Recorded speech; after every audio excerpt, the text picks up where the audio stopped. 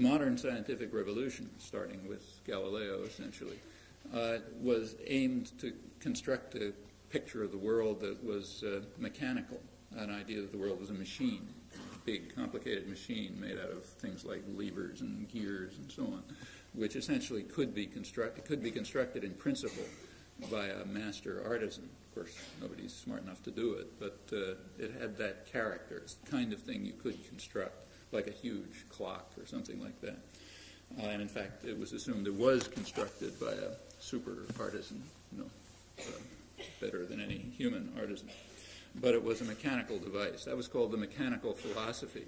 But remember, philosophy just meant science, so it was essentially the science of mechanics. Descartes was a major figure in advancing and developing the mechanical philosophy, the conception of the world as a machine. The idea was, from roughly Galileo on, to overcome the mystical character of neo-scholastic science, the reigning physics of the day, which held that the world was operated in terms of mystical forces.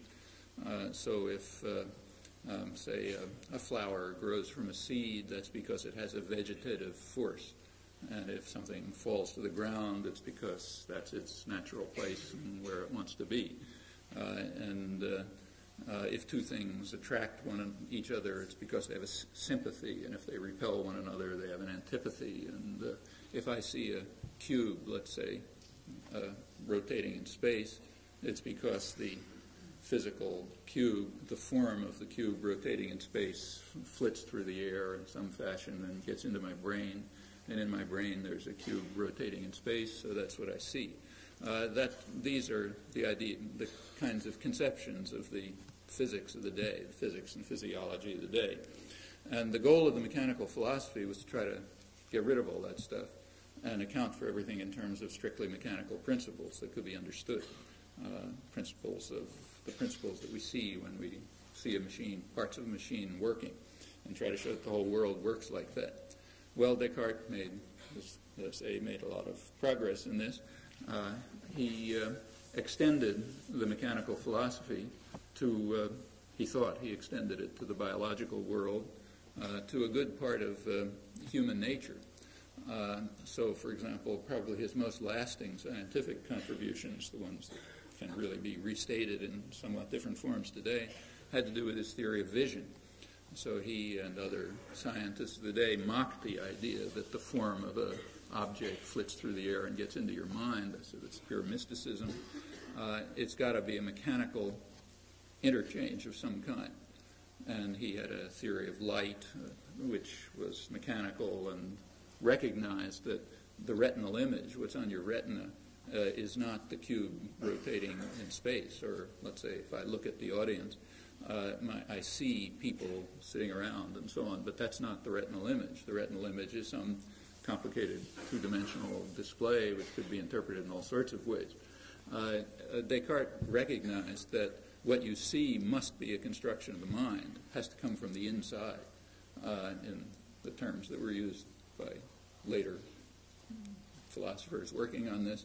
The sensory organs just provide the occasion, or experience, which hits the sensory organs, provides the occasion for the mind to construct experience using its own internal resources, its own cognoscitive powers in the terms of the day, which were understood to be innate. They had to be innate cognoscitive, hard to say it, powers,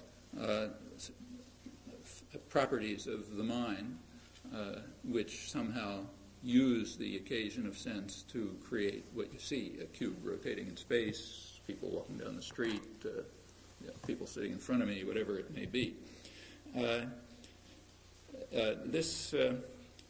was also understood, as I say, that this was innate. So, for example, Descartes was struck by the fact, he didn't do the experiments, but if he did the experiments, they would come out the way he imagined. Even Galileo didn't do most of the famous experiments. He mostly imagined them. They're thought experiments. Some of them are physically impossible, in fact.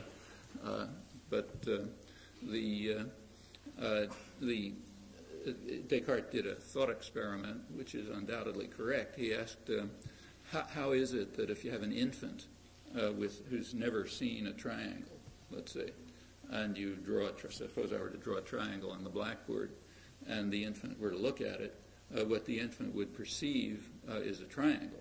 But in fact, what I drew is certainly not a triangle. I mean, it's some physical thing which couldn't possibly be a triangle. I mean, maybe two of the lines wouldn't quite come together, or one of them would be curved, or whatever. So why is it that the infant perceives a triangle, maybe a distorted triangle, and not a perfect image of exactly what it is? Why is that the case? And if you do experiments now, you find that is the case. Well, his conclusion was that it must be that the innate structure of the mind is based on principles like those of Euclidean geometry.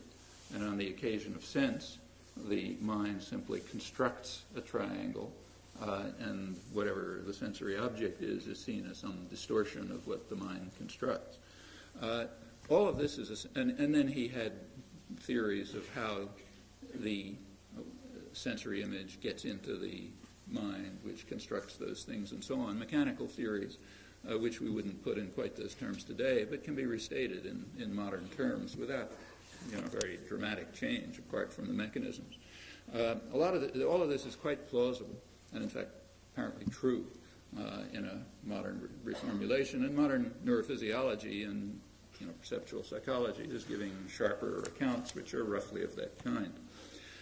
Descartes pursued this as far as he could. He wanted to see how far you could go in giving a hypothetical account of the way the world could be a machine, up to things like human sensation and perception. And he concluded that you could go quite a long way, but that some things were left out. What was left out primarily was acts of human will, which he said are our most noblest possession, the only thing that's truly human. So there was a lot of interest in those days in automata, just as there is today. The automata at that time were complicated devices, that were made by master artisans and did all sorts of amazing things. And the question naturally arose, what's the difference between a human and an automaton, if there is any? And Descartes argued that this is precisely where the difference would lie. In fact, for him, it was the difference between humans and automata, and also between humans and animals, which were automata. The difference lay in acts of will. So in the case of a machine, an automaton, if you set its parts in a certain arrangement and you have some external input, the machine is compelled to act in a certain fashion, has no choice about the matter. It could be random, but it's either going to be random or determined.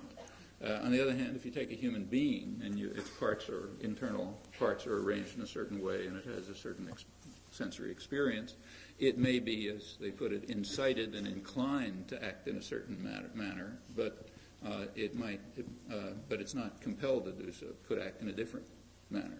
So if somebody were to walk up here with an assault rifle or something and order everyone to stand up and say, Heil Hitler or something, and if you took him seriously, it's very probable that everybody would do it. You'd be incited and inclined to do it. But we all know that there is a choice. You might decide to get killed, let's say, because you don't want to do it. And those things are not determined. There's no mechanistic determination of that. If we know that as well as we know anything at all. And that is kind of irreducible, phenomenal knowledge, experience. And Descartes argued that that's the crucial difference between humans and animals. Incidentally, we have no reason to doubt that at the moment. Anyhow, that's the Cartesian argument.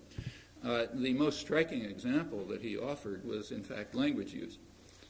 He pointed out that ordinary use of language, I don't mean writing poetry or anything, just talking to your friends at a bus stop or whatever, ordinary use of language has a kind of creative aspect. It's unbounded. People are always saying new things that were never heard before in their experience or maybe in human history. They don't know that they're new. There's no way of knowing whether a sentence that you just heard is one you've heard before. It's impossible. So ordinary human interchange with language is constantly innovative and productive and unbounded. In fact, it's infinite in a technical sense.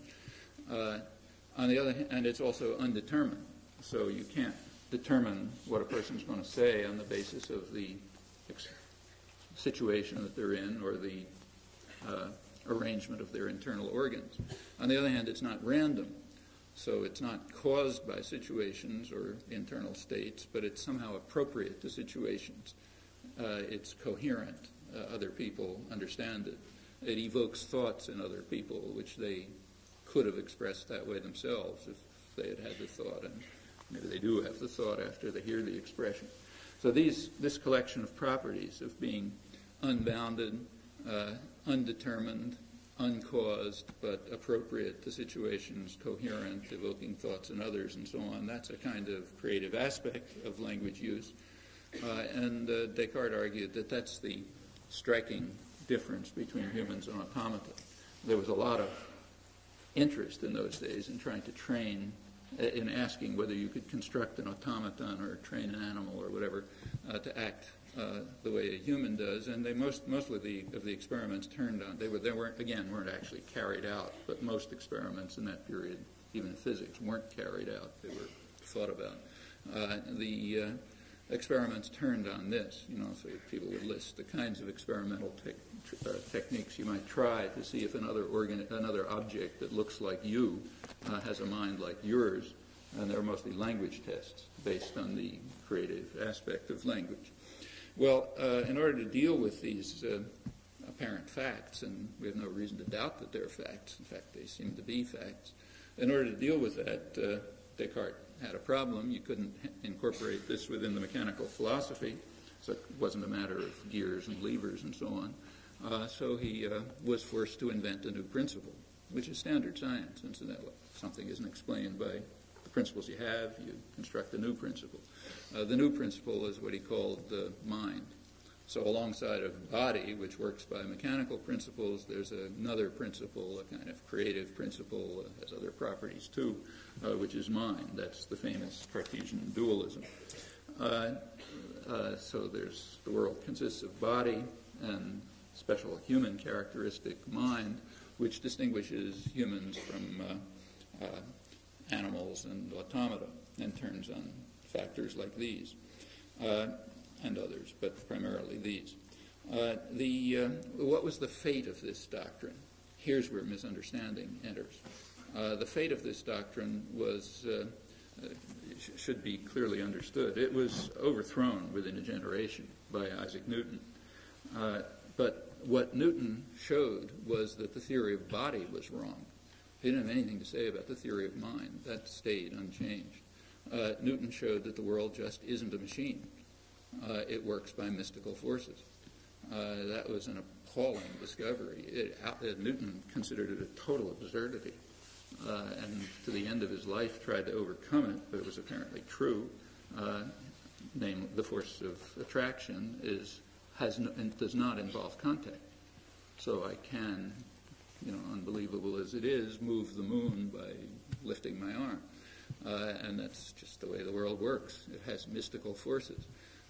As I say, Newton was regarded this as a total absurdity. He was sharply condemned by the scientists of the day, the leading scientists of the day, for returning to neo-scholastic mysticism with occult forces, as they were called, that made the world work and showed that the world couldn't possibly be a machine. And these were unintelligible forces. We couldn't understand them. They were mysterious. I mean, common sense tells us that I can only make something move by touching it, by being in contact with it in some fashion. But Newtonian physics said, no, that's not true. There's an occult force that allows you to make things move, and that accounts for the terrestrial motion and planetary motion and the tides and so on and so forth. Well, as I say, this was considered a total absurdity, but it was apparently true. And what it does is demolish the conception of body. It demolishes the idea that the world is a machine. It isn't. It has mystical forces. It's common these days to ridicule the Cartesian idea of the ghost in the machine. The mind's a ghost inside the machine, but that's misunderstanding. What was exorcised was the machine, not the ghost. The ghost stayed where it was. It turned out the world was not a machine. There are no machines in the sense of our common sense understanding. And the mechanical philosophy, the physics of the day. So that goal was undermined. It turns out the world is indeed unintelligible to us. We have to accept the existence of mystical forces. We can try to develop an understanding of their principles, and doctrines about them, and so on, but they're not intelligible to human understanding, and the mind stays where it was. These ideas were more, I mean, this was, like I say, a kind of an outrageous discovery. Newton tried to overcome it to the end of his days. Well into the 20th century, physicists were still trying to construct some kind of mechanical conception of the universe. By now that's finally been abandoned totally, and people are accustomed to even more mystical notions like, fields, which are mathematical objects but still interact with one another, electromagnetic forces, a conception of space and time which eliminates any notion of solidity or, in fact, all of common sense is just gone. It's not even considered relevant at this point. Yes, the world is unintelligible to our common sense, but that's just the way it is. We do the best we can in trying to construct doctrines about it.